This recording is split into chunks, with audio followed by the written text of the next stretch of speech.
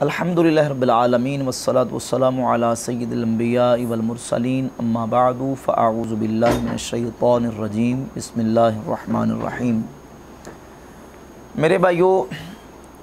جس پرفتن دور سے ہم اپنی زندگی گزار رہے ہیں یہ نہایت پرفتن دور ہے۔ اس دور میں ہمیں اپنے ایمان، اپنے عقیدے کی حفاظت کے لیے جو احتیاطی تدابیر ہیں ان کو اختیار کرنا نہایت ضروری ہے۔ جو بھی گمراہ، بد مذہب، بد عقیدہ شخص ملے اور جو بھی کوئی بندہ بات اس طرح کی کرتا ہے تو سب سے پہلے اگر قرآن کی آیت پڑھ کے کوئی بیان کرتا ہے تو آپ اس قرآن کی آیت کا مفہوم سمجھنے کے لیے حدیث کا سہارا لیں۔ اگر کوئی بندہ حدیث کا سہارا لے کے حدیث کے اندر کوئی نہ کوئی اپنی طرف سے کوئی چیز ایڈ کر کے اس میں تحریف کر کے پیش کرنے کی کوشش کرتا ہے تو آپ ائمہ محدثین اور اپنے اسلاف امت کی تشریحات کا سہارا لیں۔ اب کئی ایسے لوگ آپ کو ملیں گے کہ جو کہیں گے کہ ہم قرآن پڑھتے ہیں لیکن قرآن کے مفہوم کے اندر اپنی طرف سے وہ لقمہ ایڈ کرنے کی کوشش کریں گے۔ کئی ایسے ہوں گے کہتے ہیں ہم حدیث پڑھ رہے ہیں، حدیث کا حوالہ دے رہے ہیں، لیکن حدیث پڑھ کے وہ اندر بریکٹیں لگا کے اپنا مطلب کو سیڑنے کی کوشش کرتے ہیں۔ اور یہ بد مذہب اور گمراہ لوگوں کی نشانی ہے کہ وہ قرآن و حدیث کے اندر اپنی طرف سے جو ہے وہ تحریف کر کے لوگوں کے سامنے پیش کرتے ہیں، نام قرآن و حدیث کا لیتے ہیں۔ تو اس لیے ہمیں اس چیز کا جو ہے نا وہ بہت زیادہ خاص طور پہ اس کو دیکھنے کی ضرورت ہے۔ امام احمد رضا بریلوی رحمۃ اللہ ہمارے امام فرماتے ہیں کہ جب یہ تیسرا سٹیپ جو ہے نا ائمہ دین اور اکابرین امت، اس پر جب آپ آئیں گے نا تو یہاں کے دودھ کا دودھ اور پانی کا پانی ہو جائے گا۔ جو بد مذہب بد عقیدہ ہوں گے نا ان کا کوئی عقیدہ بھی اسلاف کے ساتھ نہیں ملتا ہوگا، اپنے اکابرین کے ساتھ نہیں، بلکہ انہوں نے ایک نئی راہ نکالی ہوگی، گمراہانہ اور بدعتی راہ۔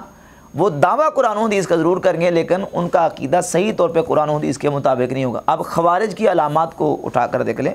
صحیح بخاری میں 6930 31 32 اور صحیح بخاری میں 2424 سے لے کر تقریباً جو نا وہ 20 کے قریب احادیث ہے، 20 سے زیادہ احادیث موجود ہیں۔ صحیح مسلم میں متعدد احادیث مقامات میں موجود ہیں کہ نبی پاک صلی اللہ علیہ وآلہ وسلم نے خوارج کی جو علامات بیان کی ہیں ان میں سے یہ ہے کہ وہ اللہ کی کتاب کو پڑھیں گے، قرآن کو پڑھیں گے، یقرؤون القرآن لا یجاوز حناجرہم، قرآن پڑھیں گے لیکن قرآن ان کے حلق سے نیچے نہیں جائے گا۔ اور یتلون کتاب اللہ لینا، وہ اللہ کی کتاب قرآن کو اپنی زبان میں موڑ موڑ کے پڑھیں گے۔ اب اس کا معنی کیا ہے؟ امام نووی رحمۃ اللہ علیہ نے فرمایا کہ اس کا معنی یہ ہے کہ یحرفون معانی و تأویلہ، کہ وہ قرآن کے معانی اور اس کی تعویل میں تحریف کریں گے۔ تو قرآن اور حدیث کا نام لے کے لوگوں کو یہ لوگ گمراہ کرتے ہیں۔ سب سے پہلے آپ نے جب بھی کوئی دین کی بات سننی ہے تو یہ دیکھنا ہے کہ جو بندہ بیان کر رہا ہے اس کا عقیدہ کیا ہے۔ اگر اس کا عقیدہ درست ہے تو اس سے دین کی بات لیں، اگر اس کا عقیدہ درست نہیں ہے، اہل سنت کے عقیدے کے مطابق نہیں تو اس سے بات نہیں لینی۔ یہی جو واقعہ ہے امام مسلم رحمۃ اللہ علیہ نے صحیح مسلم میں امام محمد ابن سیرین رحمہ اللہ، بہت بڑے جلیل القدر تابعی ہیں، درجنوں صحابہ کرام کے شاگرد، بالخصوص حضرت انس ابن مالک اور حضرت ابو ہریرہ رضی اللہ تعالیٰ عنہما کے شاگرد ہیں۔ وہ فرماتے ہیں لما وقعت الفتنہ، جب فتنہ واقع ہوا یعنی گمراہیاں پیدا ہونی شروع ہو گئیں، امت میں فتنے اور بگاڑ پیدا ہونے شروع ہو گئے، قالوا سموا لنا رجالکم، تو پھر ائمہ دین نے، محدثین نے، تابعین نے، صحابہ نے یہ کہا سموا لنا رجالکم، تم یہ بتاؤ کہ حدیث تمہیں کس نے بیان کی ہے؟ فینظر الی اہل السنۃ فیؤخذ حدیثہم، دیکھا جاتا کہ وہ حدیث بیان کرنے والا اہل سنت ہے تو اس کی حدیث کو لیا جاتا تھا، وَيُنظَرُ إِلَىٰ أَهْلِ الْبِدْعِ فَلَا يُؤْخَذُ حَدِيثُهُمْ، اور اگر کوئی گمراہ عقیدے سے تعلق رکھتا تو اس کی حدیث کو نہیں لیتے تھے۔ اور انہی امام ابن سیرین سے صحیح مسلم کے مقدمہ میں امام مسلم رحمۃ اللہ علیہ نے نقل کیا ہے، وہ فرماتے ہیں العلم الدین، ان ھذا العلم دین، یہ علم جو ہے یہ دین ہے، فانظروا عمن تأخذون دینکم، تم یہ دیکھو کہ تم اپنا دین کہاں سے لے رہے ہو۔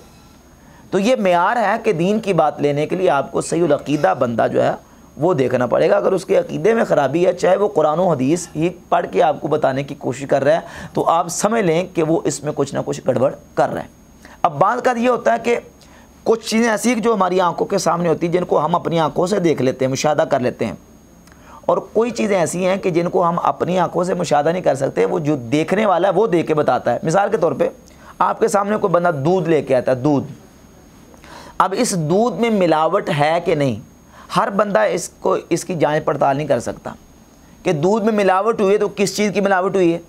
اور پانی ملا ہے تو کتنا پانی ملا ہے۔ یہ فوڈ انسپیکٹر بتائے گا، جو اس محکمے سے تعلق رکھنے والا، وہ بتائے گا کہ اس میں اتنی ملاوٹ ہوئی ہے اور اس میں اتنا پانی ملایا گیا ہے۔ عام بندہ تو جج نہیں کر سکتا۔ اسی طریقے سے جو بندہ بدعقیدہ ہے وہ آپ کے سامنے قرآن و حدیث پڑھ کے اس میں گمراہی کتنی ملا رہا ہے، اس کے اندر اپنی طرف سے اپنی بدعت کتنی ایڈ کر رہا ہے، یہ عام بندہ نہیں جج کر سکتا۔ اس کو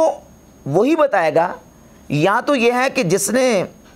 دیکھا ہو کہ یہ بندہ اس طرح درمیان میں گمراہی ایڈ کر رہا ہے، یا پھر اس کا ماہر عالم جو ہے وہ بتائے گا کہ اس میں اس نے